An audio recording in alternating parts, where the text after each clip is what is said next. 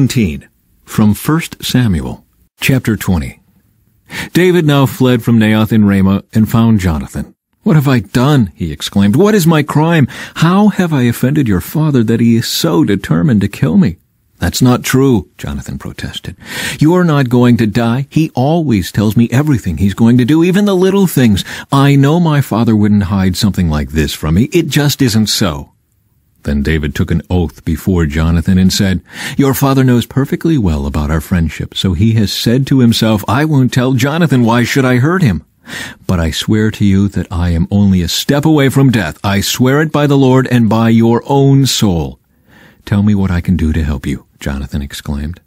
David replied, "Tomorrow we celebrate the new moon festival. I've always eaten with the king on this occasion, but tomorrow I'll hide in the field and stay there until the evening of the third day. If your father asks where I am, tell him I asked permission to go home to Bethlehem for an annual family sacrifice. If he says, 'Fine,' you will know all is well. But if he is angry and loses his temper, you will know he is determined to kill me. Show me this loyalty as my sworn friend, for we made a solemn pact before the Lord. Or kill me yourself if I have sinned against your father, but please don't betray me to him." "Never," Jonathan exclaimed. "You know that if I had the slightest notion my father was planning to kill you, I would tell you at once." Then David asked, "How will I know whether or not your father is angry?" "Come out to the field with me," Jonathan replied, and they went out there together. Then Jonathan told David, "I promise by the Lord, the God of Israel, that by this time tomorrow, or the next day at the latest, I will talk to my father and let you know at once how he feels about you. If he speaks favorably about you, I will let you know. But if he is angry and wants you killed, may the Lord strike me and even kill me if I don't warn you so you can escape and live. May the Lord be with you as he used to be with my father. And may you treat me with the faithful love of the Lord as long as I live. But if I die, treat my family with this faithful love, even when the Lord destroys all your enemies from the face of the earth." So Jonathan made a solemn pact with David, saying, "May the Lord destroy all your enemies."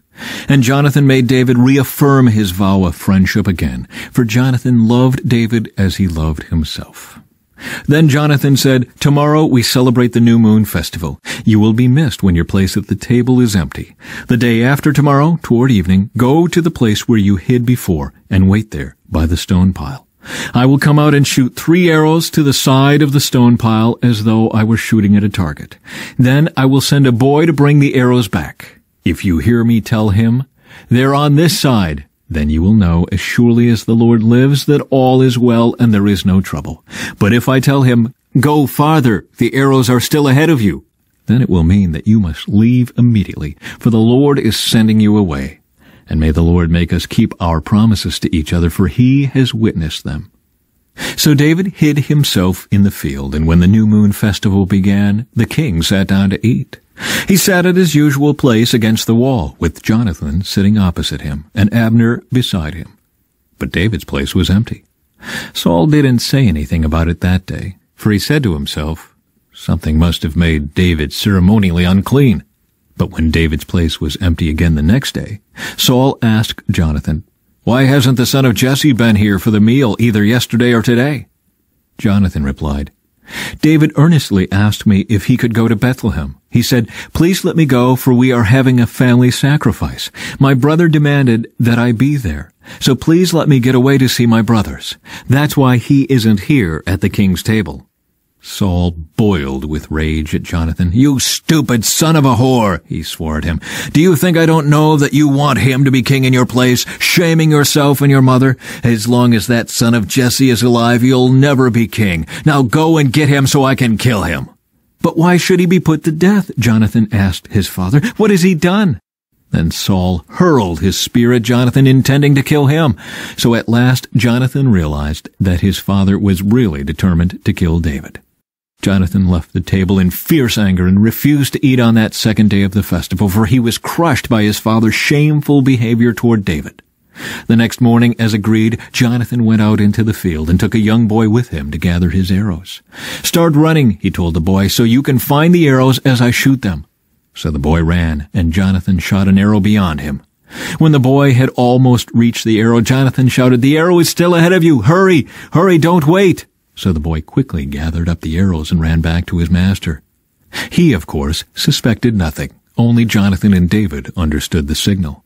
Then Jonathan gave his bow and arrows to the boy and told him to take them back to town.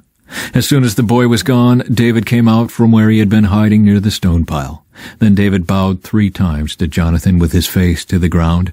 Both of them were in tears as they embraced each other and said goodbye, especially David. At last Jonathan said to David, "Go in peace, for we have sworn loyalty to each other in the Lord's name. The Lord is the witness of a bond between us and our children forever." Then David left, and Jonathan returned to the town. David went to the town of Nob to see Ahimelech the priest. Ahimelech trembled when he saw him. "Why are you alone?" he asked. "Why is no one with you?" "The king has sent me on a private matter," David said. "He told me not to tell anyone why I am here. I have told my men where to meet me later. Now, what is there to eat? Give me 5 loaves of bread or anything else you have." "We don't have any regular bread," the priest replied, "but there is the holy bread, which you can have if your young men have not slept with any women recently." "Don't worry," David replied. "I never allow my men to be with women when they are on a campaign, and since they stay clean even on ordinary trips, how much more on this one?" Since there was no other food available, the priest gave him the holy bread, the bread of the presence that was placed before the Lord in the tabernacle. It had just been replaced that day with fresh bread. Now Doeg the Edomite, Saul's chief herdsman, was there that day, having been detained before the Lord. David asked Ahimelech, "Do you have a spear or sword? The king's business was so urgent that I didn't even have time to grab a weapon." "I only have the sword of Goliath, the Philistine, whom you killed in the valley of Elah," the priest replied. "It is wrapped in a cloth behind the ephod. Take that if you want it, for there is nothing else here." "There is nothing like it," David replied. "Give it to me." So David escaped from Saul and went to King Achish of Gath. But the officers of Achish were unhappy about his being there. "Isn't this David, the king of the land?" they asked. "Isn't he the one the people honor with dances, singing, 'Saul has killed his thousands and David his 10,000s'?" David heard these comments and was very afraid of what King Achish of Gath might do to him. So he pretended to be insane, scratching on doors and drooling down his beard. Finally, King Achish said to his men, "Must you bring me a madman? We already have enough of them around here. Why should I let someone like this be my guest?"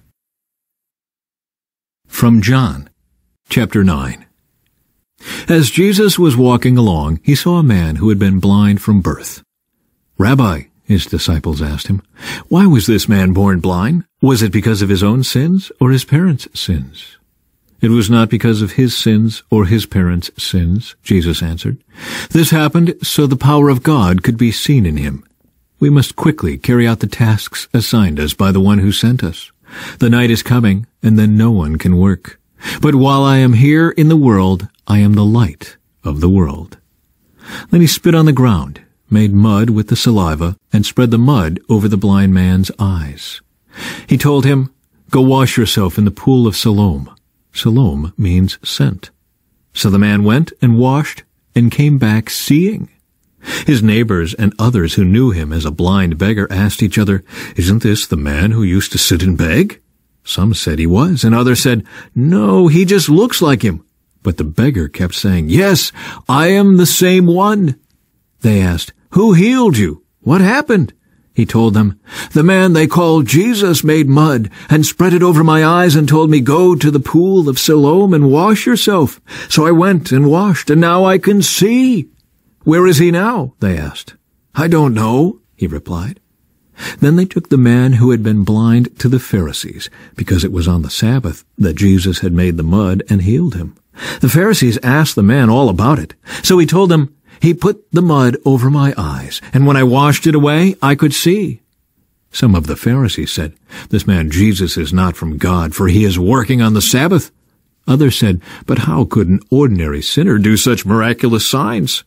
So there was a deep division of opinion among them. Then the Pharisees again questioned the man who had been blind and demanded, "What's your opinion about this man who healed you?"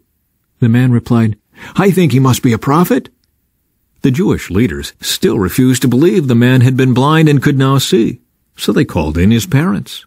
They asked them, "Is this your son? Was he born blind? If so, How can he now see?"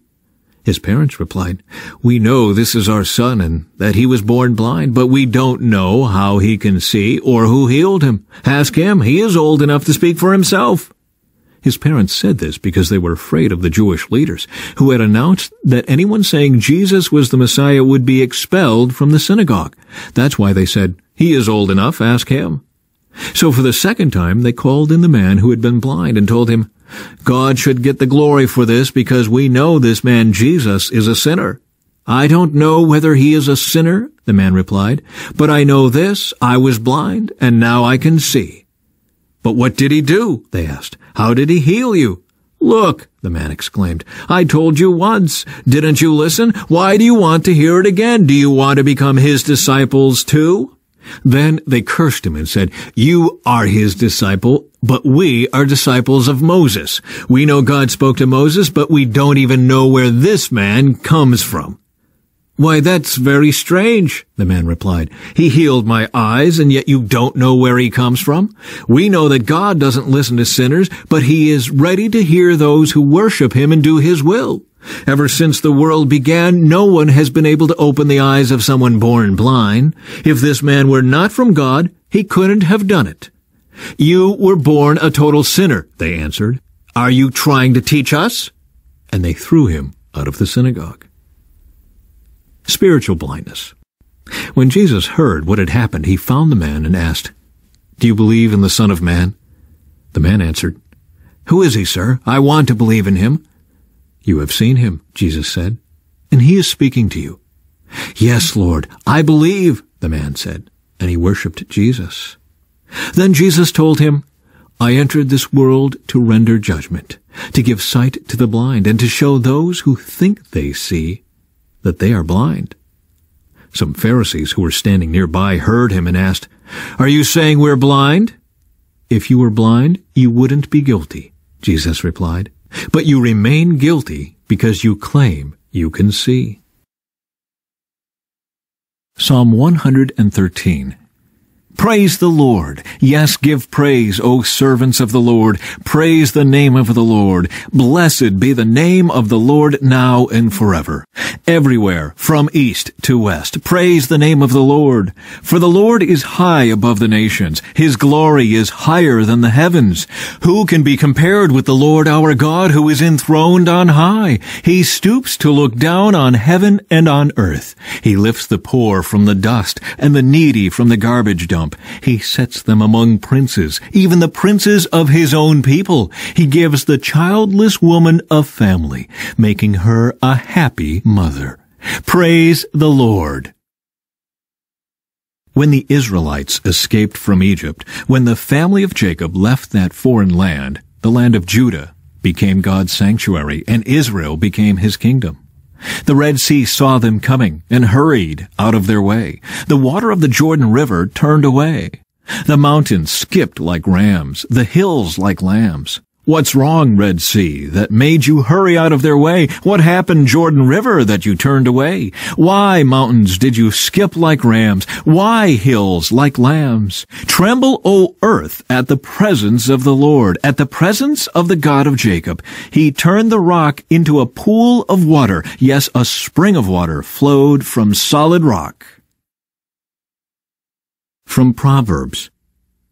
For the despondent every day brings trouble. For the happy heart life is a continual feast. Better to have little with fear for the Lord than to have great treasure and inner turmoil. A bowl of vegetables with someone you love is better than steak with someone you hate.